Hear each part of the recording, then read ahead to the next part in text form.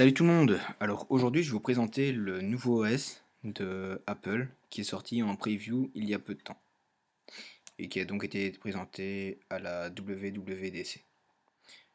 Donc pour commencer je vais vous montrer comme quoi, donc déjà le dashboard a changé, le fond c'est plus des ronds c'est des carrés, mais ce qui me plaît le plus dans OS 10.9 c'est le fait que l'on peut ajouter des onglets. Donc par exemple vous ouvrez ici n'importe quel favori, donc on va aller par exemple dans le document. Vous faites commande T, et donc vous voyez comme quoi il y a un nouvel onglet qui s'ouvre. Et donc là vous pouvez vous-même venir sélectionner en fonction de l'endroit où vous êtes. Et donc par exemple si vous avez quelque chose imaginez dans vos téléchargements et vous voulez le mettre dans vos documents, vous le faites coulisser sur l'onglet. Donc ça permet une meilleure gestion de vos fichiers.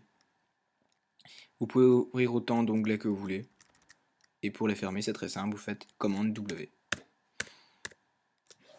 Ou alors vous faites clic droit, nouvel onglet, fermez l'onglet, les autres onglets, et ainsi de suite, ou alors comme sur Safari. Hop. Alors, petite nouveauté aussi, c'est les tags, qui étaient déjà présents, mais là c'est développé d'une autre manière. Donc si vous ne connaissez pas déjà, donc vous faites clic droit, et là vous pouvez ajouter un tag. Donc par exemple, je vais le mettre en rouge, c'est le logo là, hein, ici, tag. Et alors il vous indique tout ce qui est en rouge sur l'ordinateur, qui a été tagué en rouge. Et donc imaginons, vous le retirez des tags, hop, automatiquement, il va venir s'enlever. Alors, des tags, vous pouvez en ajouter vous-même. Donc vous voyez ici rouge, orange, et ainsi de suite. Quand vous cliquez dessus, hop, plusieurs tags se mettent. Important, départ, bureau. Donc on va aller voir par exemple en vert. Hop. Et donc dans le vert, il est présent, le fichier. Alors, la petite nouveauté que l'on peut constater aussi dans OS 10.9, il vous dit l'application qui vous prend le plus d'énergie.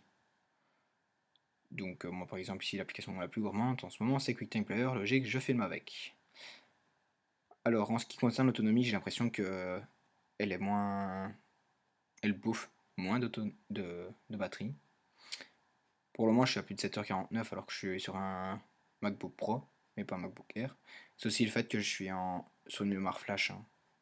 Parce qu'un un disque dur tel quel, ça consomme assez bien. Tandis que maintenant la SSD ça consomme rien, mais par contre c'est cher et enfin, basse capacité.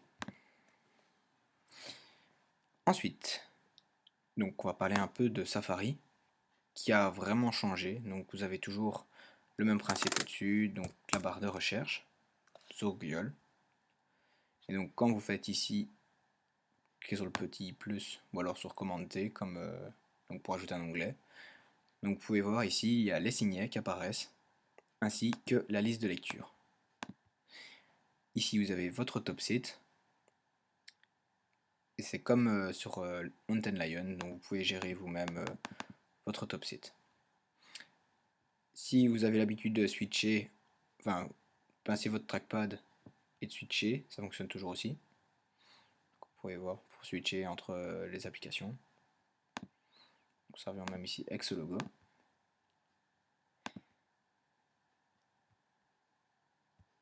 Et sinon, bah, le top site, vous pouvez toujours aussi le modifier. Ensuite, donc, les mails n'ont pas changé, les contacts ont changé. Donc vous pouvez voir l'apparence déjà, simplement. Avant c'était un agenda brun, donc ici maintenant en blanc comme ils ont mis sur l'iOS 7. Ils ont beaucoup opté sur le blanc, faut dire c'est épuré. Donc on peut voir ça revient au même, juste l'apparence qui a changé. Le calendrier et les notes aussi ont changé. Donc le calendrier, comme je l'ai dit dans la vidéo sur l'iOS 7, sont similaires, ils ont la même apparence.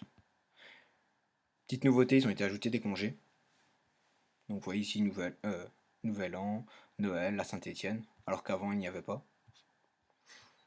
Bah, c'est pas plus mal. Par contre, j'ai pu observer que sur l'iOS 7, ils le mettaient pas. C'était seulement sur l'ordinateur. Donc peut-être qu'ils le mettront par après. Donc vous avez toujours la même gestion que par jour, semaine, mois ou année.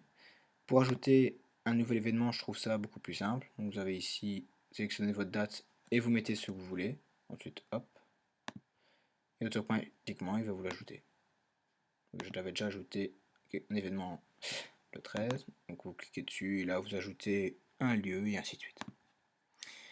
En ce qui concerne les notes, personnellement j'étais déçu qu'ils le modifient parce que j'adorais l'ancienne apparence, style bloc-notes, ce qui suppose bien cette application, bloc-notes. Alors ici donc comme vous voyez c'est toujours la même présentation, donc vous tapez votre texte, ensuite si vous voulez ajouter ça revient au même, c'est en dessous, et ainsi de suite. Et toujours pour modifier, clic droit, delete.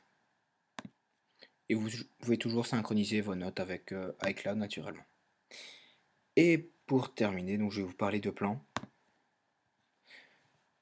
Donc, dans un premier temps, j'étais un peu sceptique en voyant cette application, parce que je me disais vraiment, ils ont copié sur Google. Mais en fin de compte, je la trouve sympa, parce qu'on peut donc voir des cartes en hybride et aussi en satellite, normal. Et donc vous localisez, vous avez le mode 3D, et vous pouvez aussi voir la circulation.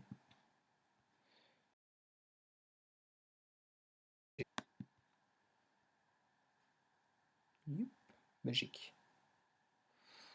Donc on va regarder sur Bruxelles.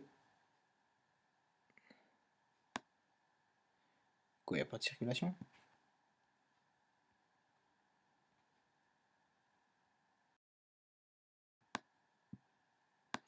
Apparemment tout se passe bien, pas de circulation. Nickel. Ah, voilà. Donc vous avez des petites attentions qui apparaissent pour toutes sortes de raisons. Donc ici par exemple, il vous met bretelle d'accès fermée. Et ce qui est bien, donc il vous dit depuis quand. Donc ici vous avez depuis le 30 mai 2013 la bretelle là est fermée. Il vous indique aussi les travaux. Il faut dire si je l'ai 40 000 fois. Qui ont débuté le 14 juin. Enfin c'est surtout peut-être quand ça a été ajouté. Il y a différents types, hein. Donc il y a quand c'est fermé, quand il y a un embouteillage aussi. Mais bon, c'est peut-être pas l'heure pour montrer les embouteillages. Enfin, à cette heure-ci, on est chez soi. Donc il n'y a pas trop d'embouteillages sur les routes. Peut-être en France, on ne sait pas. Non. Donc ainsi, une petite attention, ça veut dire danger. Oui, pourquoi pas. Ça peut être sympa si vous préparez votre itinéraire pour partir en vacances. Ainsi, vous pouvez voir comment est la route, les chemins que vous allez emprunter, et aussi voir la circulation, et voir aussi s'il n'y a pas d'accident, tout simplement, pour justement changer son itinéraire si c'est le cas. Et donc voilà. Si vous avez des questions, ou ouais, des questions, vous pouvez me les poser dans les commentaires. Alors, quand est-ce que ça va sortir? Certainement le mois prochain ou alors au mois d'août. Ils vont sûrement pas tarder, hein. Déjà que l'année passée, Mountain Lion il avait sorti au mois de juin. Donc là, ils peuvent pas trop se permettre de nous faire attendre. Et donc voilà. Portez-vous bien.